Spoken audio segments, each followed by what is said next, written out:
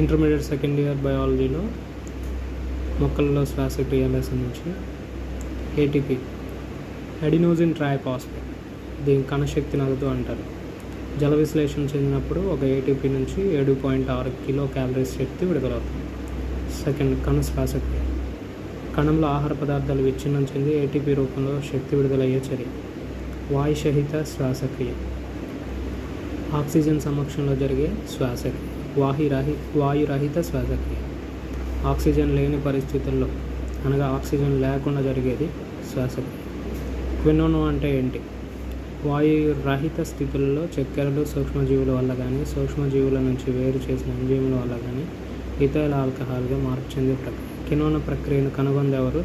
Louis Pasteur.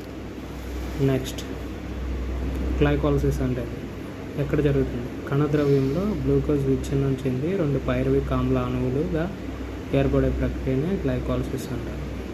Krebs వలయం అంటే ఏంటి? అసిటైల్ COను ఆక్సీకరణం చెందించే రసాయన చర్యల వలయం. దీన్ని సిట్రిక్ ఆమ్ల వలయము లేదా TCA వలయం అని అంటారు. క్రెబ్స్ వలయం తెలుసు కదా. నెక్స్ట్, ఆక్సీకరణ ఫాస్ఫోరిలేషన్. అధస్థ పదార్థం నుంచి వాతావరణ ఆక్సిజన్కు ఎలక్ట్రానుల రవాణా చర్యతో ముడిపడి ADP ఇంద్రియ ఫాస్ఫేట్ నుంచి ATP ఉత్పత్తి జరిగే చర్య. అంటే మనం చూడాలి, ADP నుంచి ATP మనకి ఫామ్ అవుతుంది. శ్వాసక్రియ కోషంట్ అంటే ఏంటి? శ్వాసక్రియలో విడుదలయ్యే CO2 ఘనపరిమాణం ఉపయోగించబడే O2 ఘనపరిమాణాల మధ్య నిష్పత్తి. దీనికోసం చివరిది శ్వాసక్రియ కోషంట్ది నేను మీకు చూపిస్తాను, ఒకసారి చూడండి.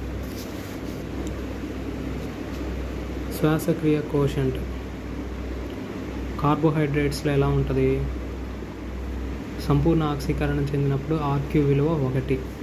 ఎందుకంటే విడుదలైన CO2 వినియోగించబడిన O2 చాలా జాగ్రత్తగా చూడాలి, సమానంగా ఉంటాయి. కార్బోహైడ్రేట్స్లో అనగా పిండి పదార్థాలు C6H12O6 + 6O2 gives rise to 6CO2 + 6H2O plus శక్తి. కింద చూడండి, RQ ఉంది. శ్వాసక్రియ quotient, respiration quotient 6CO2/6O2 gives rise to 1.0 వచ్చింది ఆన్సర్. అలాగే క్రొవ్వుల్లో చూసుకుంటే శ్వాసక్రియ కోషంట్ విలువ క్రియాల ఆధారంగా ఉపయోగించినప్పుడు RQ విలువ 1 కంటే తక్కువ, అందులో ఒకటి ఇందులో 1 కంటే తక్కువ. కింద రియాక్షన్ ఇచ్చారు చూడండి, 2C51H98O6 + 145O2 gives rise to 102CO2 + 98H2O plus శక్తి. కింద ఆన్సర్ అంతా వచ్చింది 0.7.